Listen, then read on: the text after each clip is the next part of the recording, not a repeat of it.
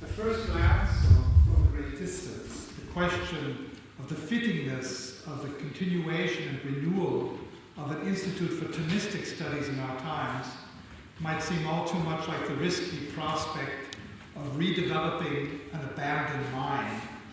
Not only that it can be a matter of disputed record what the value was of all that had earlier been taken from the mind, but it is likely unclear whether or not it might have been mined out long ago, and whether, worse than pointless, the neglected infrastructure might pose new dangers to go down there to search. If refigured goals and new methods of reception were unavailable, such worries would be insurmountable. What outweighs such worries in our case, even at an initial stage of evaluation, is the unbroken development of new methods and new search results that have made the writings of Thomas Aquinas a never completely neglected, indeed a much visited query in recent mediavistic and systematic work.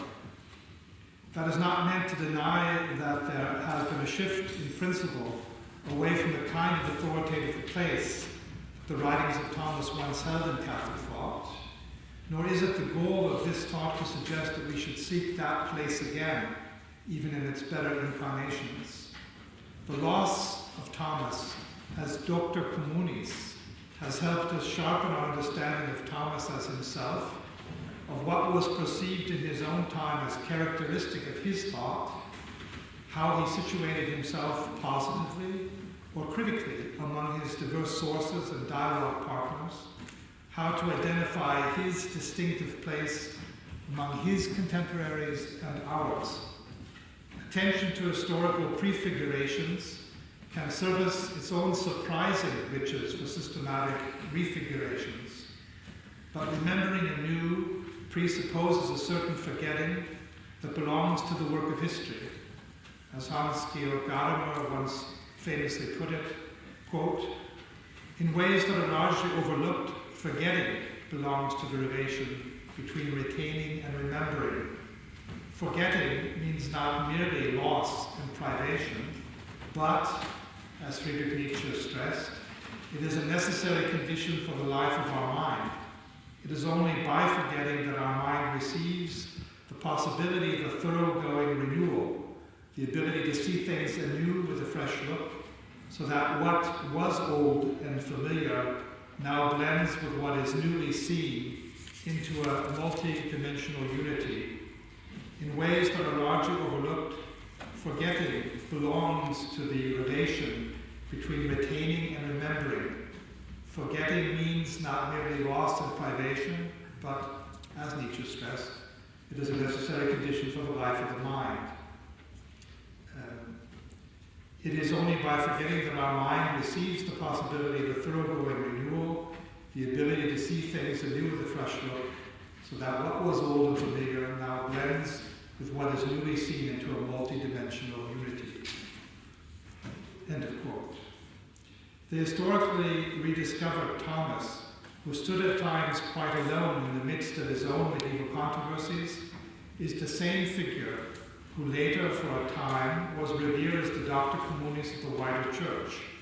In any case, the arguments that will concern us here today do not address primarily the quantitative issues of the real or imagined popularity of past and future Thomistic studies, but rather the qualitative questions of how the renewed study of St. Thomas might be described, developed, and yes, recommended in and for our times, aided by the multifaceted arts of historical recollection. 2. The question of why and how to study the writings of Thomas Aquinas today forces us to ask first what the wider field of contemporary theology as a whole, together with its neighboring disciplines, can gain from and give to our own times. That is obviously a far wider and a far more heated topic than the theme of this conference. It names a basic quandary in today's church and academy that can neither be ignored nor dealt with adequately here. However perplexed the resulting situation of our question might seem, we cannot state what we are seeking from the renewed study of St. Thomas, without indicating what today are the more fundamental desiderata of theology and of its neighboring disciplines.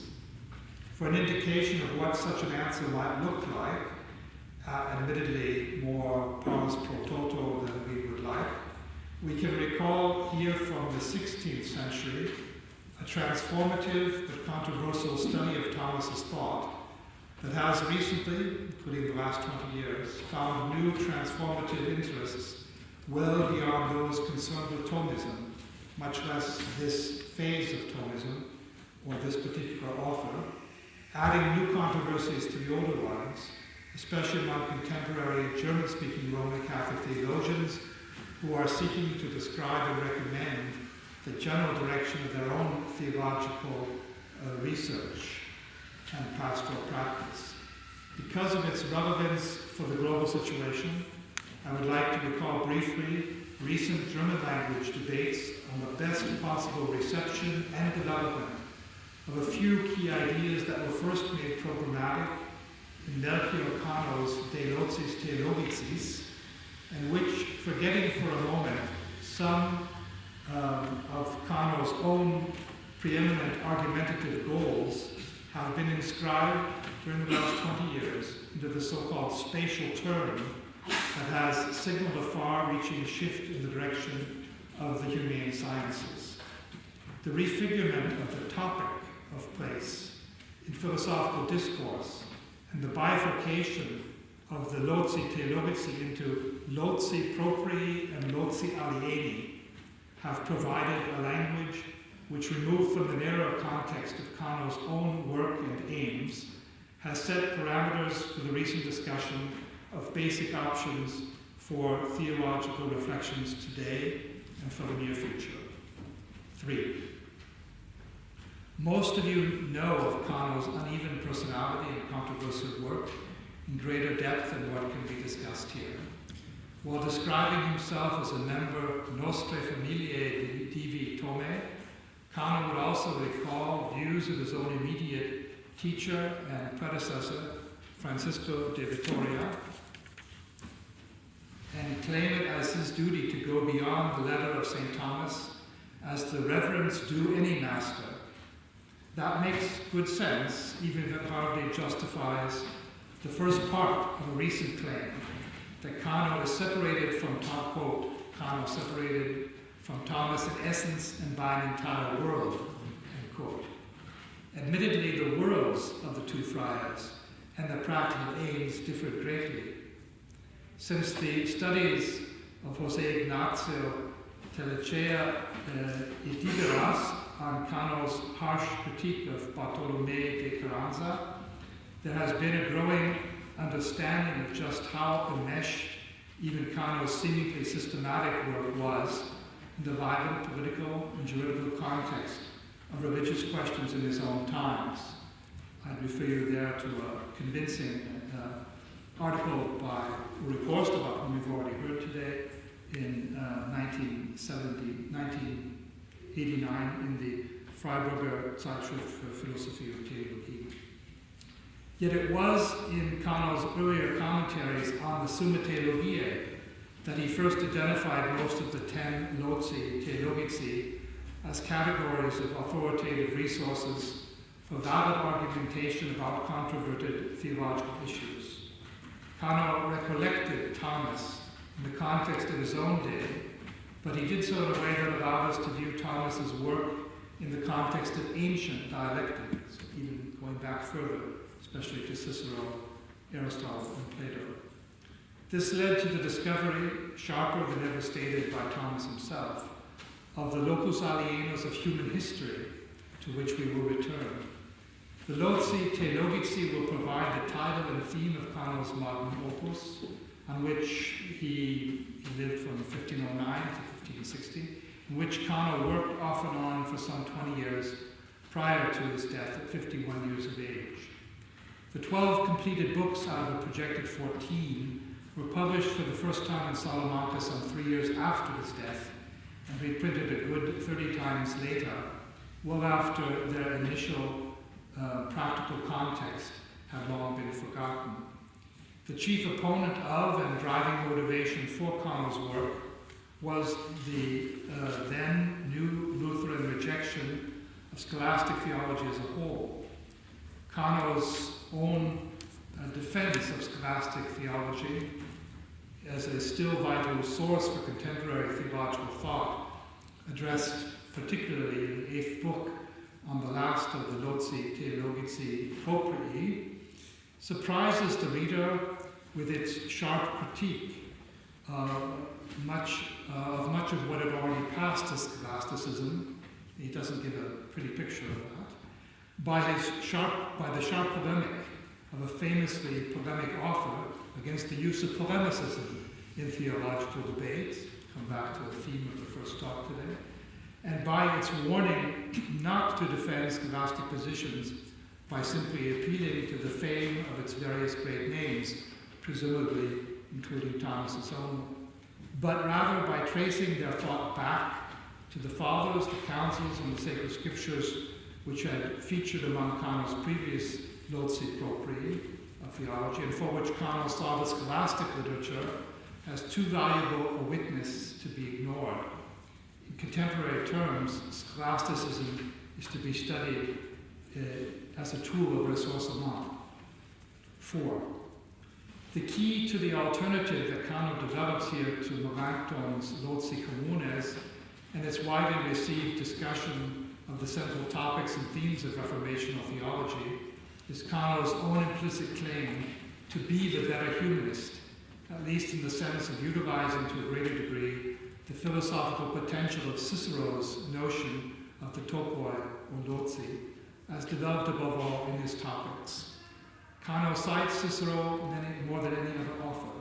He imitates his style and vocabulary.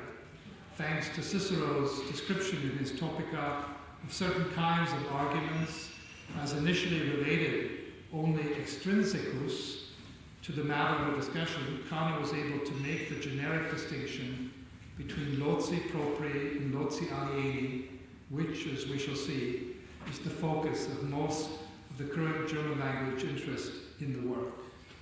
Cano characterizes his last 3 topoi as loci alieni, as initially non-faith-based sources of experiential learning that are nonetheless crucial, if initially extrinsic, sources for theology.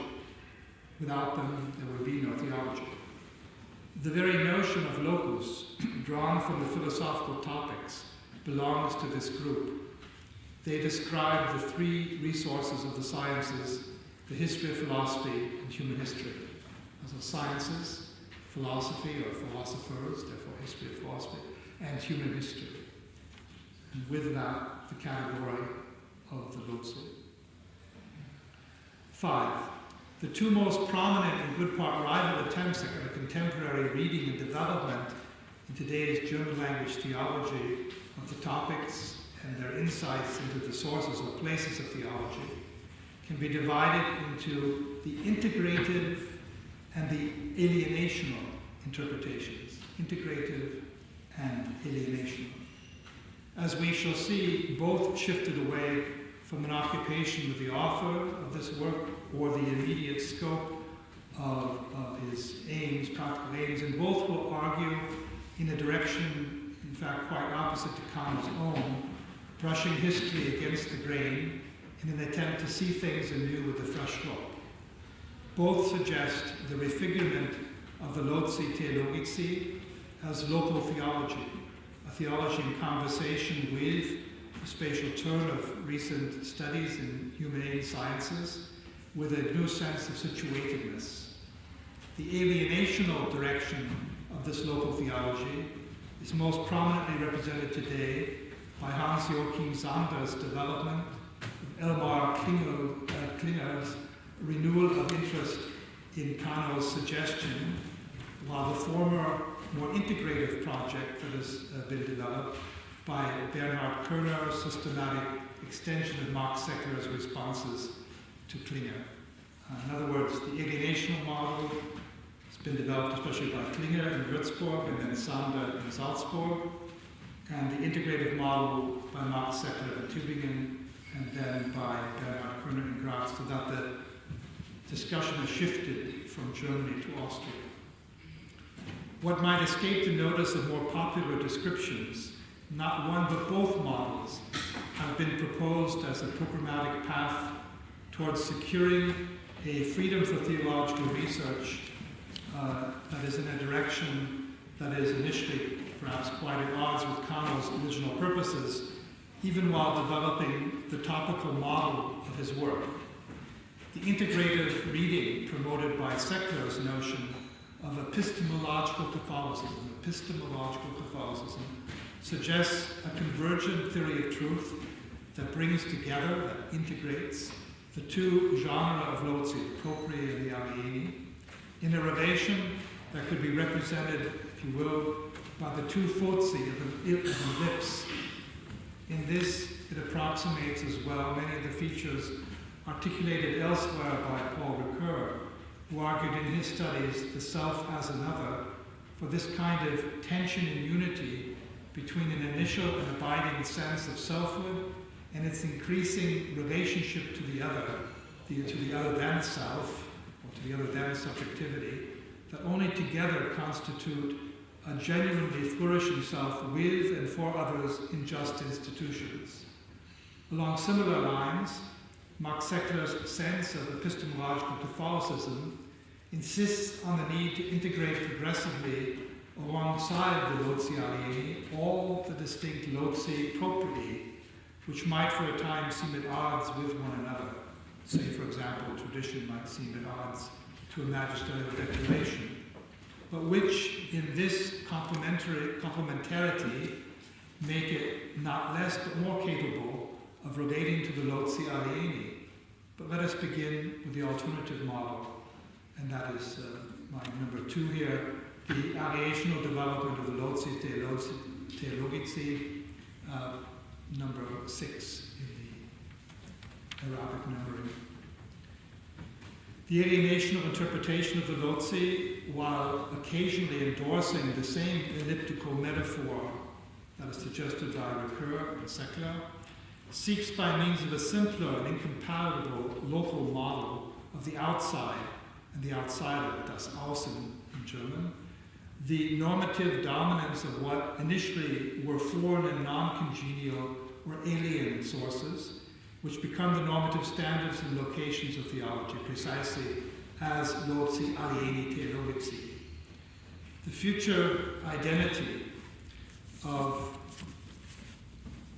the better theology is seen here as one marked chiefly by a pattern of dissent, breach, or alienation from its theological predecessors. Its hallmark is its discontinuity. Interpreters in this direction of local theology refer gladly to the language of heterotopology in Michel Foucault's work, even while sharing less than Foucault of the sense, the precise concern for history, or his critique of the power dynamics within scientific institutions, presumably even within theological faculties. The goal of theology is viewed in the alienational model less as to search for a convergence or a synthesis of arguments drawn from irreducibly diverse sources of the faith, as in Seckler's integrated development, but rather as the emphatic preservation of a central place for the theologically normative and political power of that ongoing descent from and within the classic magisterium, drawn from a culture that does not otherwise tend to identify itself as Christian. The alienational development of the consideration of theological loci, by assigning a privileged place to the loci alieni, stands in the service of a robust assimilation of ecclesial identity to select aspects, especially of contemporary Western society. It prefers a hermeneutic of rupture over hermeneutic of reform for continuing the work of the Second Vatican Council.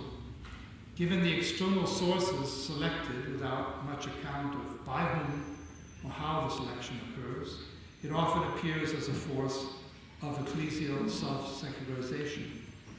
7. The kinds of authority associated with the loci propria theology are understood by both interpretive directions as distinctive witnesses to the faith, taken by many authors on both sides of the debate to correspond to familiar but non-experiential sources of the faith. For Cano himself, as most of you will recall, the loci propria included first, Scripture; second, the oral tradition of Christ and the apostles; third, the wider church; fourth, the councils; fifth, the Roman Church or Apostolic See; sixth, the saints of the early church; seventh, the scholastic theology and canonistic thought. Cano argued that the authority of these authorities differs from text to text and proves to be initially elusive, even if in the end determinative for each of the loci. The loci propria all share with one another the direct intention to express the faith. In newer and thoroughly plausible interpretations, this list has been extended beyond the loci enumerated by Cano to include such things as liturgy, ecumenism, and here, much closer to Cano, spirituality and the life experience of Christians and other people of religions as still further irreducible dimensions of the loci propria. Contemporary readings suggest something like a convergence model of truth, requiring necessary complementarity among the loci, that too, I believe, in distinction from Cano's intentions. 8.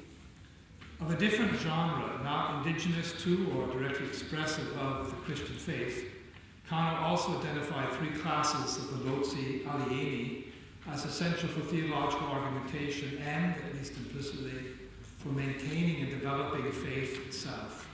Natural reason, taken broadly to include the chief academic disciplines and sciences, so locus 8. Augmented secondly by the work of philosophers and thus the history of philosophy, place number 9. And not yet in Cano's Summa commentaries, but in this major work, by human history and the work of historians, number 10.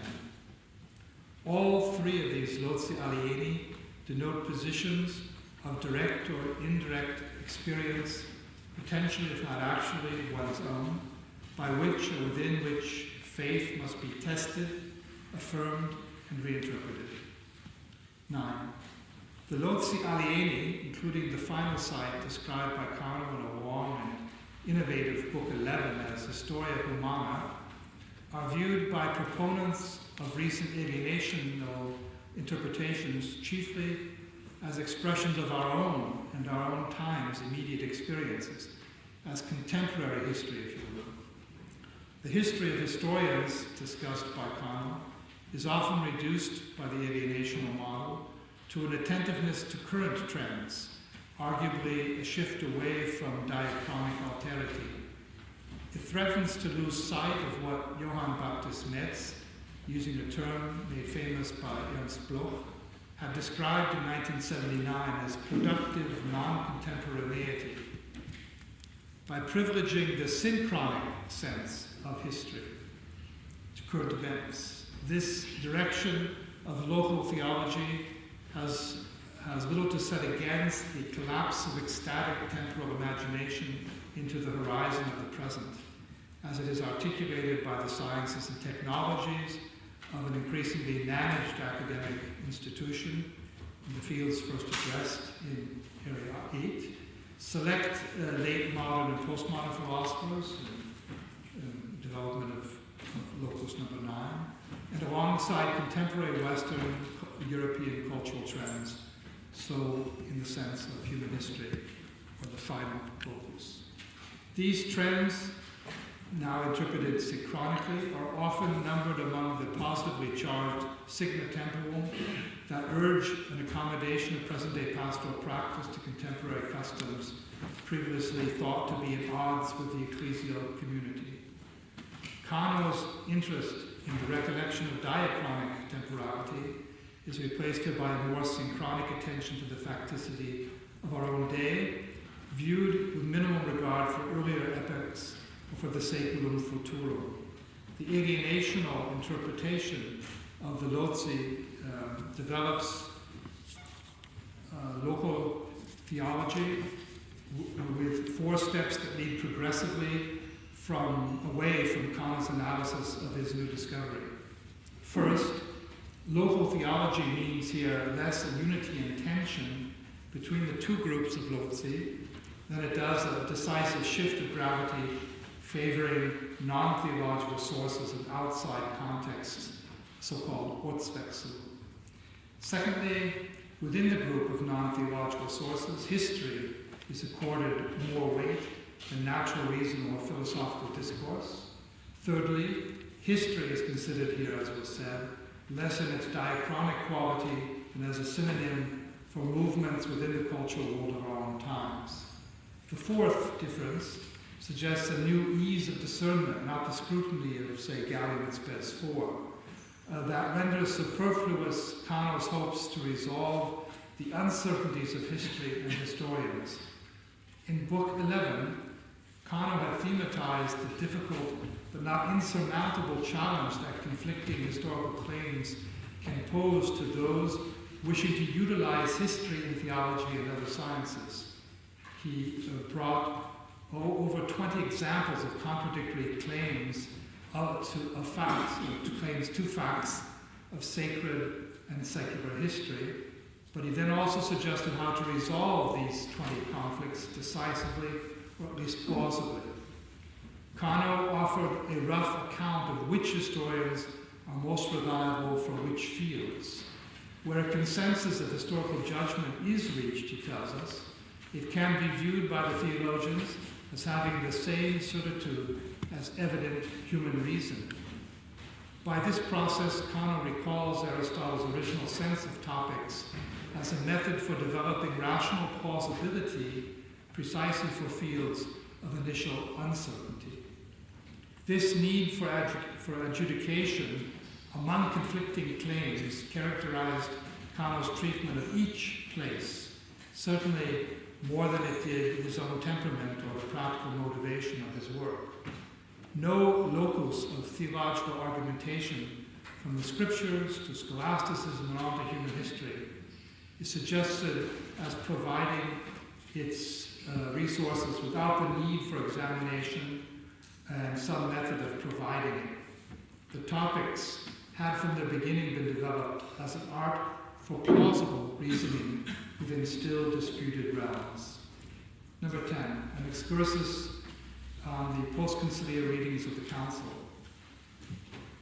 The focus of our conference after Vatican II requires here a short excursus. In the first decades after the Council, much of the debate about its legacy was set in terms of 2 questions: whether it had been in discontinuity or continuity with the past, and whether this stance was to be embraced or not. Each of the 4 logical possibilities that come from these 2 questions found prominent supporters. 1, that the Council was a brand new and long overdue innovation, whether or not sustained after the Council. 2, that it was a sad and sudden loss of identity perpetuated afterwards. 3, that the Council was a welcome reaffirmation of tradition, whether or not sustained after the Council. And 4, that it was a missed chance for genuine self-reform, and not perpetuated after the Council.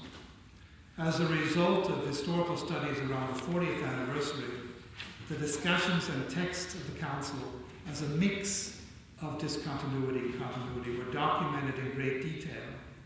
The hermeneutical directions around the 50th anniversary and until today for interpreting this mix absorbed aspects of the older 4 models, but with a clear sense of the compromises in the agreed text of the Council. 2 hermeneutical options remained prominent. 1, the view that only the innovations belong to the genuine spirit of the Council and are in need of something like a 3rd Vatican Council to isolate them from the compromises and to translate them into pastoral practice.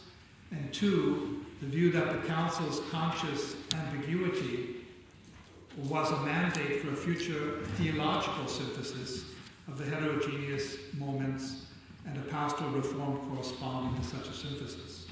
11.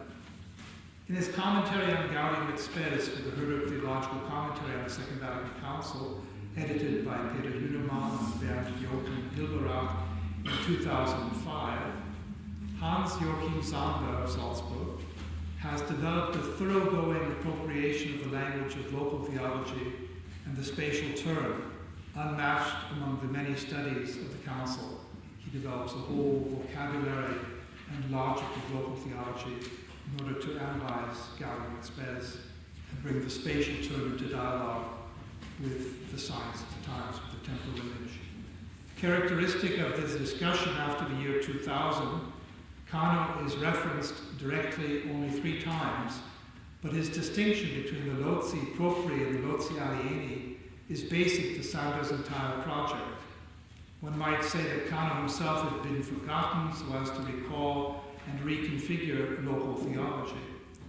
In continuation of the thoughts on dissent articulated by Elmar Klinger of Würzburg, organized and head of the study project around Kano's work that was financed from 2006 to 2009 by the Deutsche Forschungsgemeinschaft, Sander argues that the better passages of Gaudium et Spes acknowledge a primacy at the outside as the leading pastoral guide to the future doctrinal identity of the Church.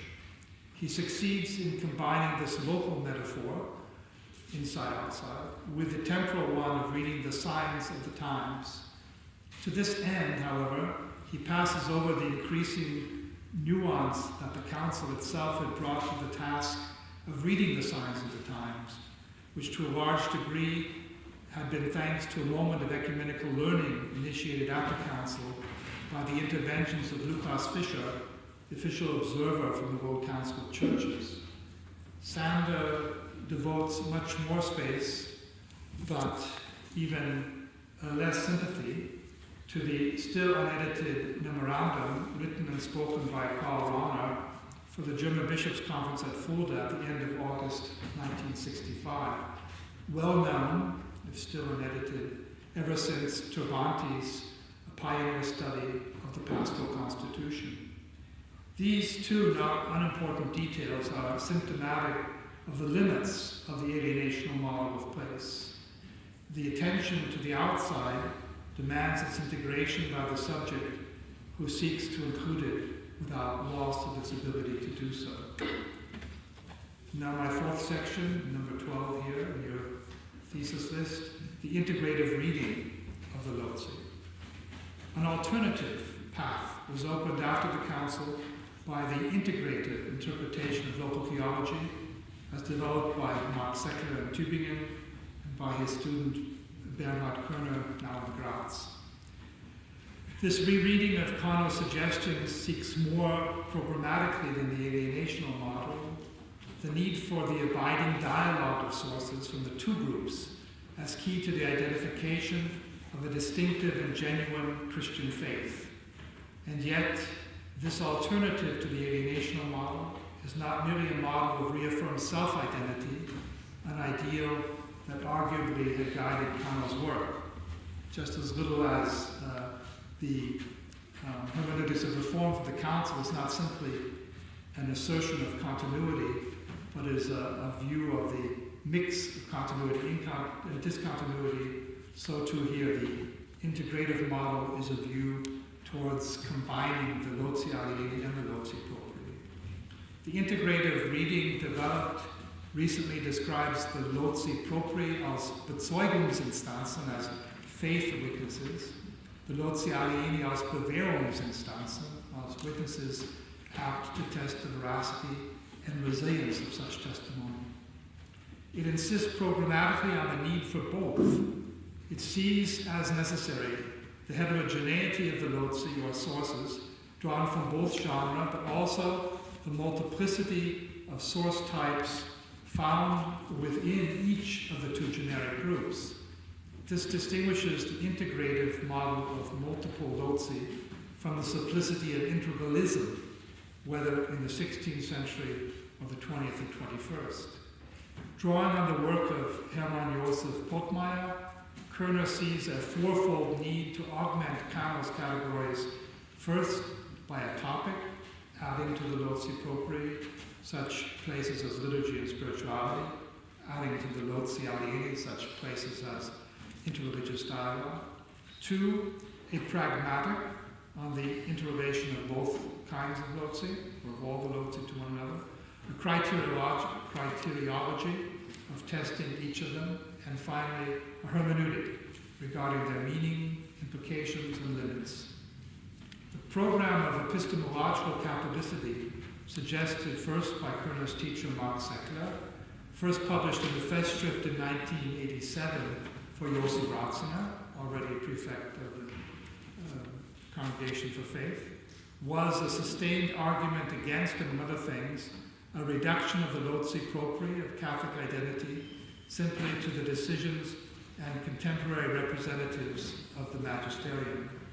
The dialogue among scripture, traditions, magisterium, theologies, etc., is needed to arrive at a fuller sense of the Catholic self that could enter into relationship with the Lozi Alieni. 13. The lessons to be learned here are at least twofold.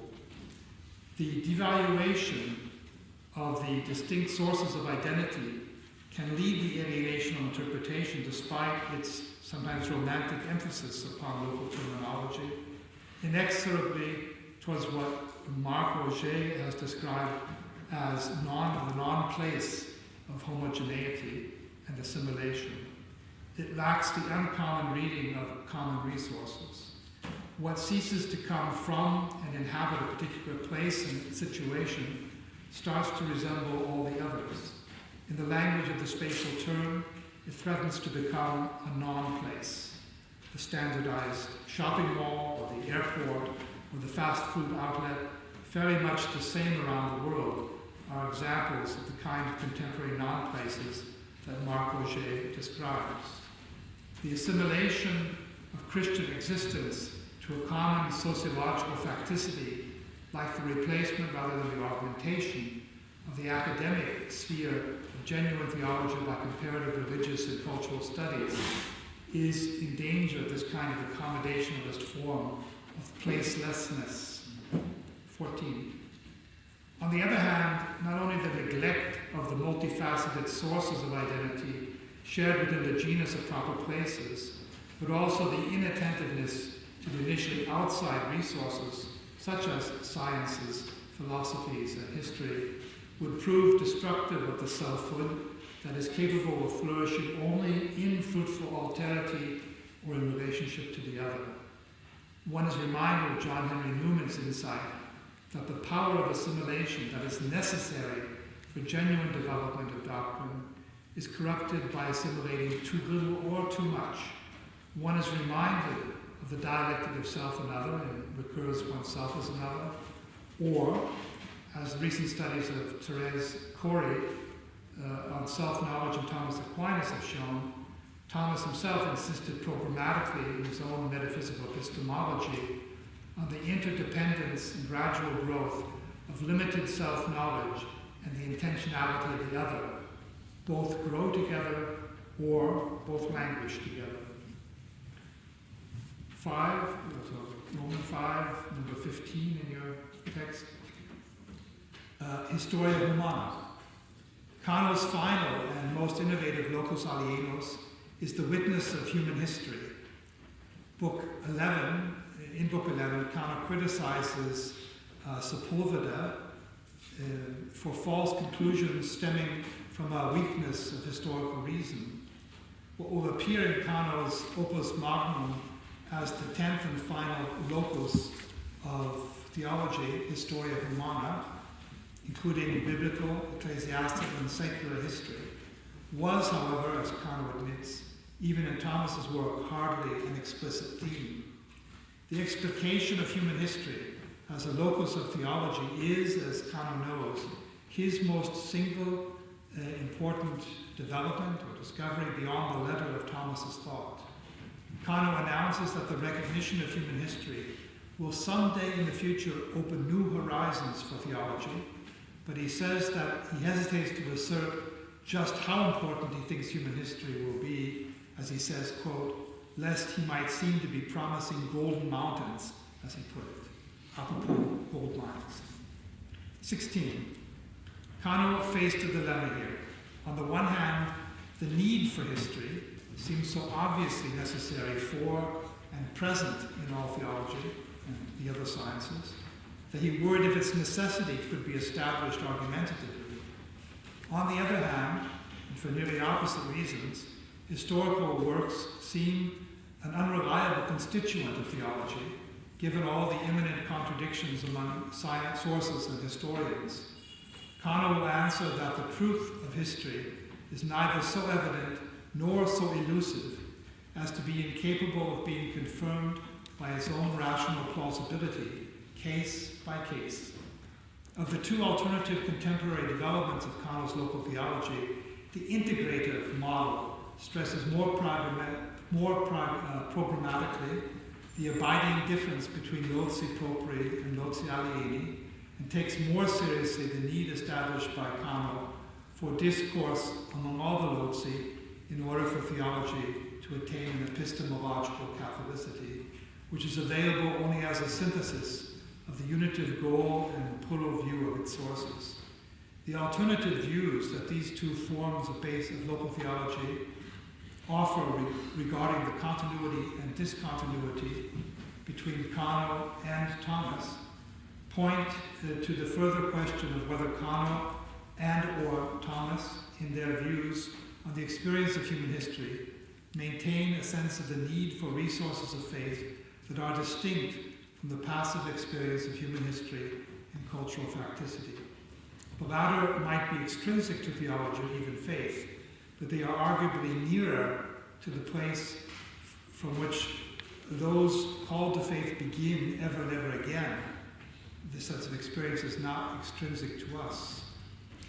The call to a kind of faith that never becomes self-evident, and the sources proper to such a faith are, in this sense, the witnesses to exteriority in relation to which the belief encounters the other. Now I come to my conclusions. Here, first of all, number 17. This topology of the situation, which is now over 50 years after the end of the Council, suggests what kind of place, what aims and methods should be sought for the future study of St. Thomas. If it understands its role as closer to the integrative model described above, so too in the sense that it is situated as just one place within a greater whole. The kind of future study of Thomas that seems most promising is not and does not seek to be the whole of Catholic thought or philosophical reflection, though the Catholic world would be a much smaller world without this particular galaxy. It seeks to be an avenue towards the ressourcement of Catholic identity by opening anew forgotten paths to scripture, to patristic writers, to lesser and lesser known theological and ecclesial traditions, to conciliar and magisterial pronouncements, to difficult and happier experiences, to reasons for repentance and reasons for hope, for forgiveness sought and tendered.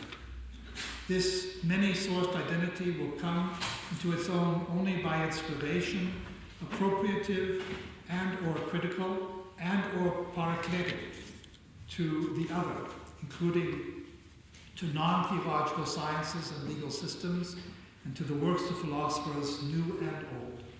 The recent involvement of the Thomistic Institute in Washington in numerous university discussions is a sign of movement in this direction. The human condition and the living circumstances, quote, especially of those who are poor or in any way afflicted, so Gathering Spes 1, belong among these theological places. Theological identity involves essentially a conversio ad alios. 18. And then there are those nearly golden mountains of history.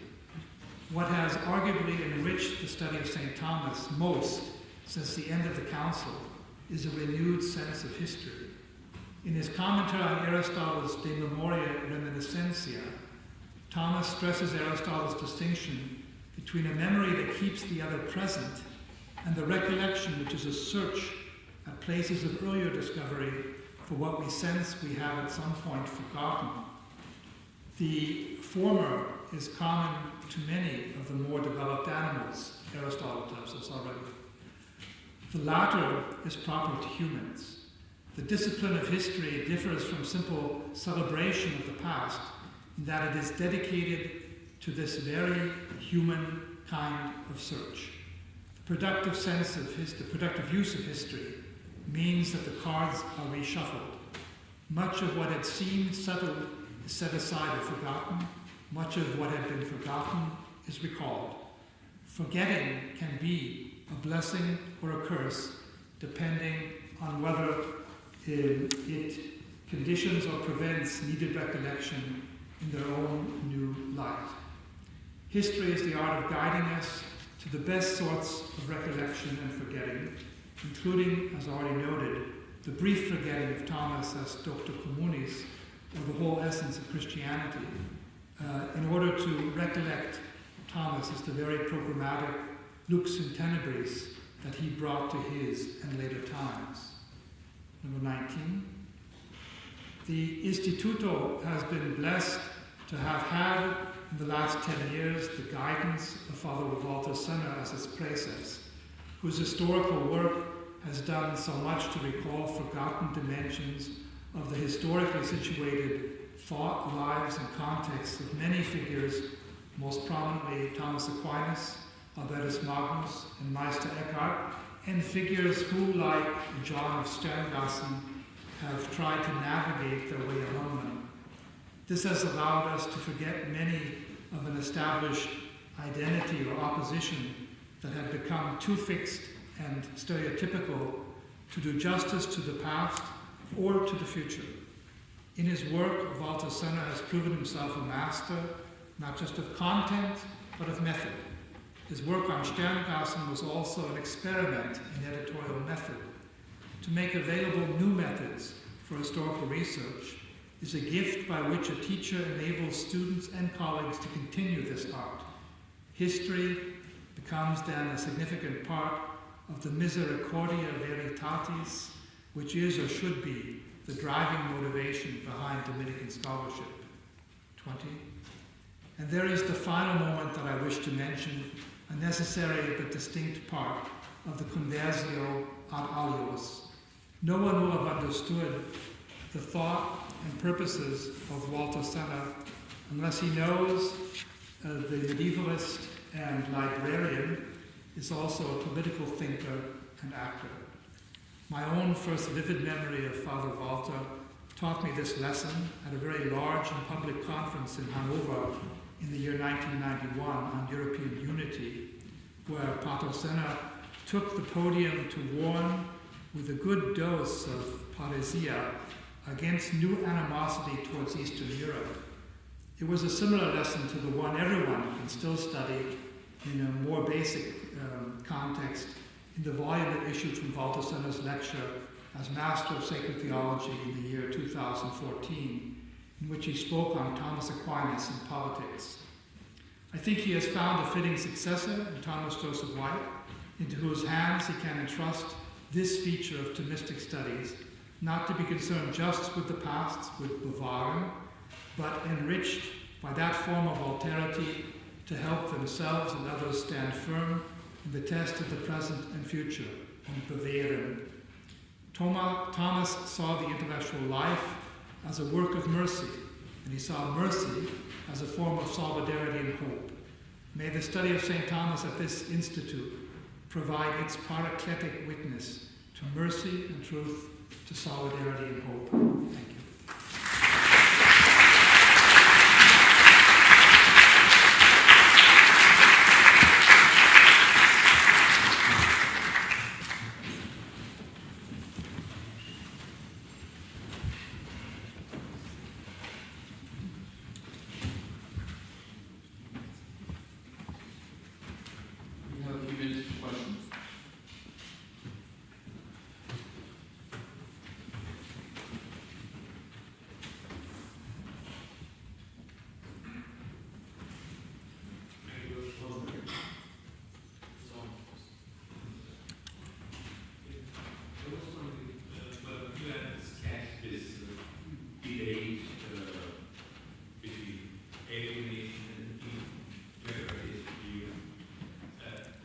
I was wondering, what is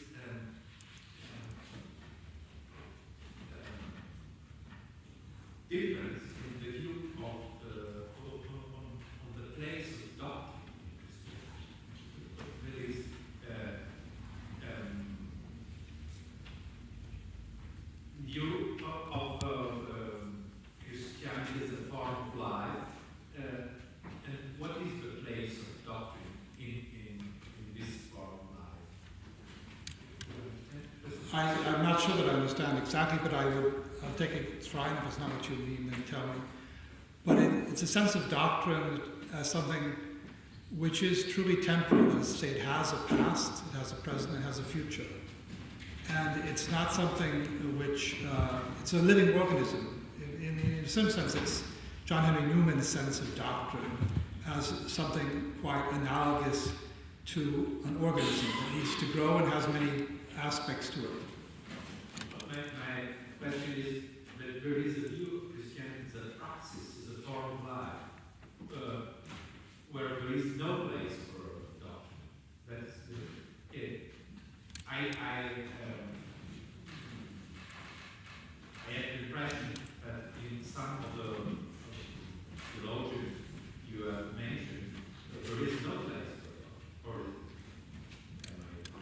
Well, none of the theologians I mentioned is there no place for doctrine, but perhaps there is a sense of a kind of pragmatism.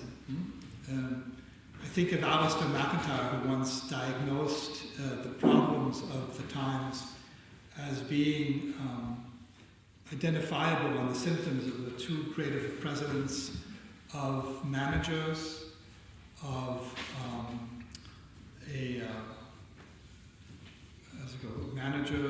therapists, and an ascetic elite. And of course, the church needs to be in dialogue with the times, but also to see its luctus ad amicum, to see its problems, and to know that it shares in them, but also to work at overcoming them both in the world and in itself.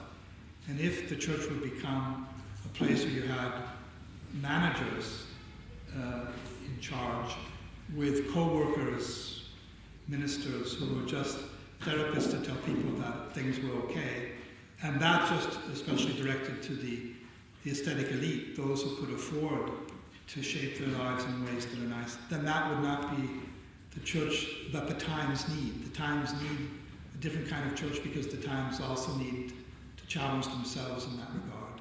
But again, I don't know, I can't put my finger right now on somebody who would explicitly deny the importance of doctrine.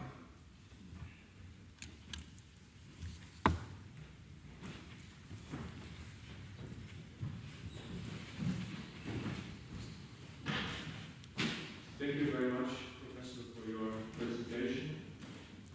In the fourth point, you have presented two hermeneutical options.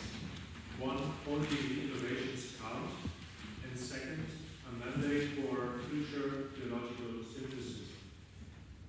Would you comment on a third hermeneutical option that would consist in a kind of doctrinal expelling again topoi that have been assimilated and that have been considered very alien to the tradition of the church, such as Enlightenment philosophy or Protestant elements in liturgy, so as not to make a conversio ad alios, as you say in point 18, not the conversio ad alios, but the conversio aliorum ad ecclesiam, so as to say not to convert the church to the others, to make the others convert to the church. But has also been a practice very common for a long time in the church. Thank you for your question. I think, in fact, of course, maybe it was implicit in the other models, has to do with continuity, discontinuity. Part of the discontinuity that is necessary would be to absorb, for example, things outside the church, but also to eliminate false directions within the church. There is a place there for reform. That's why, in terms of the council, it's called a hermeneutic of reform. That doesn't simply have to do with failures which were absorbed from without. They can be also failures which develop from within.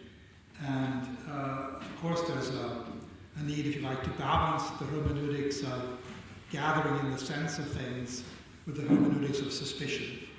And there is a reason, of course, since the call of Christ to convert and believe in the gospel, there's also a need for that kind of conversion that the church needs to ask itself, if it's doing well. And if it's not doing well, that's not always because it's absorbed things from without, because it's also failed to develop from within. I think there are enough cases in today's church where I need to elaborate. But even to be more concrete to the examples you gave, there certainly are sides of the Protestant Reformation and of the Enlightenment that are important for the church that she would not want to do without. For example, at the council, it was the admonition from the Calvinist Lukas Fischer, which warned the Catholics against a kind of Pollyannic, rose-colored glasses look of the signs of the times.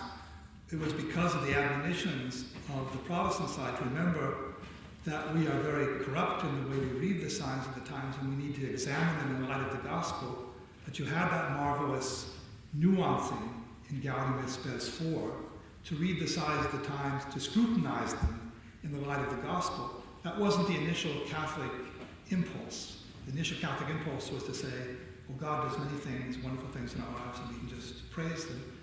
It was the Protestant reminder of the brokenness of humanity that goes into the church that also was an admonition for scrutinizing the signs of the times in the light of the gospel. And that is the lesson which many, even in this alienational, so-called alienational side, they are often less ecumenical than the integrative side.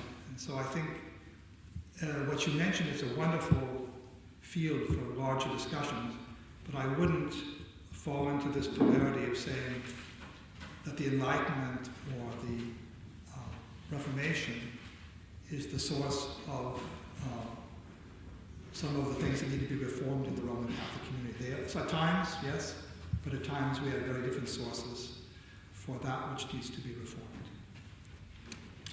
We're going to take a break for about 10 or 15 minutes and then reconvene.